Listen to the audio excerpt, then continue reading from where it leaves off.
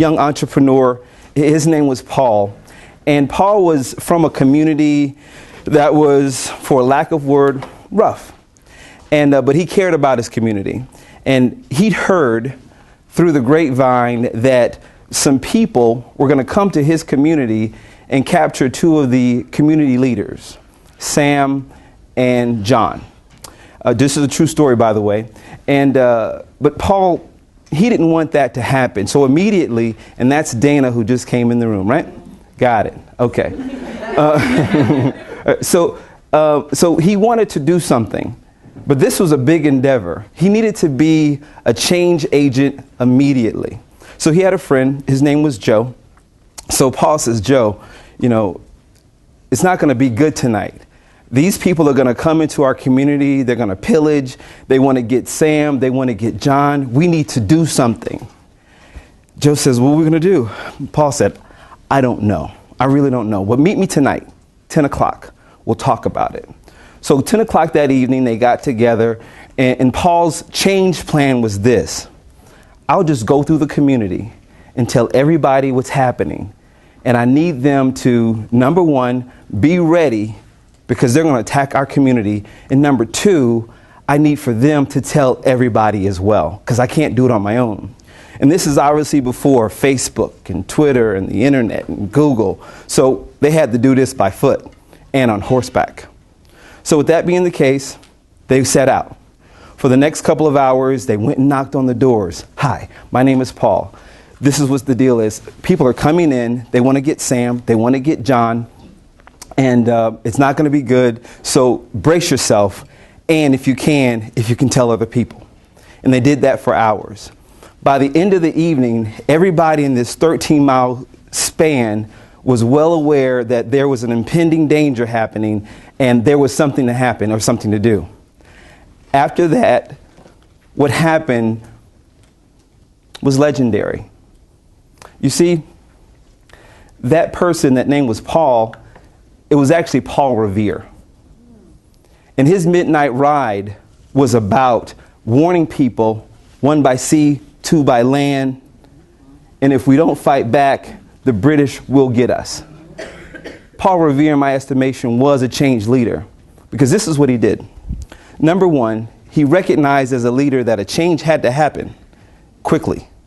Number two, he had to communicate very clearly as to what would happen. And number three, he also had to communicate and motivate people to get on board with me because I can't do it by myself. As change leaders, that's us. We want people to do something, to take action, but as change happens, we realize we can't do it by ourselves, which means two things. Number one, we have to have great skill sets, not only in having a vision, but knowing the vision, having integrity to communicate the vision, having great, not only communication skills, but compassion and also courage to move forward. But let's talk about leadership for just a second. In my estimation, I feel like that there's two types of leaders. The first type of leader is on fire. They want to make a difference. They move ahead. The buck stops with them, and they know who they are. They're on fire. The second type of leader needs to be fired because they want to hide out. They want somebody else to do it, and they know who they are. They need to be fired. So the thing is, I want you to ask yourself the rhetorical question, which are you? Are you on fire, or do you really need to be fired? Hopefully the former, not the latter. Let me illustrate it this way.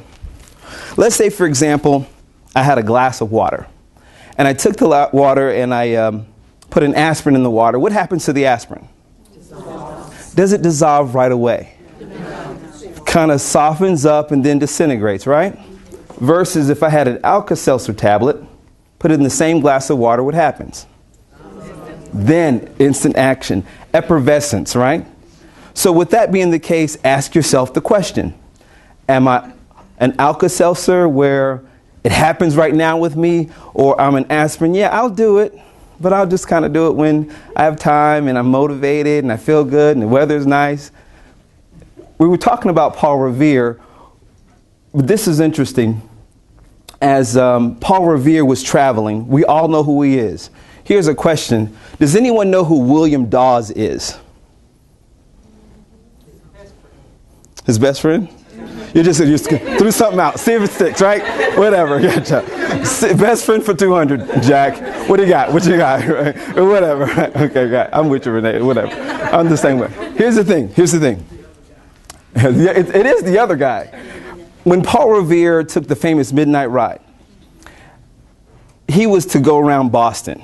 And the rumor was out that the British was coming, but Paul Revere was not the only person that knew about it. The other guy, was William Dawes. But it's interesting, we all talk about Paul Revere, but not William Dawes. Why? Paul Revere was an Alka-Seltzer. William Dawes, an aspirin. Yeah, they're coming. It could be bad. And you can almost imagine William Dawes' family. Billy, you could have been somebody if you just cared a little more. But the thing is, here's my point. Point number one, attitude is everything. As a leader, attitude is everything. You can be a lion and you can lead sheep. But if you're a sheep as a leader, you cannot lead lions. It's all about leadership, no matter what you do. No matter what you do.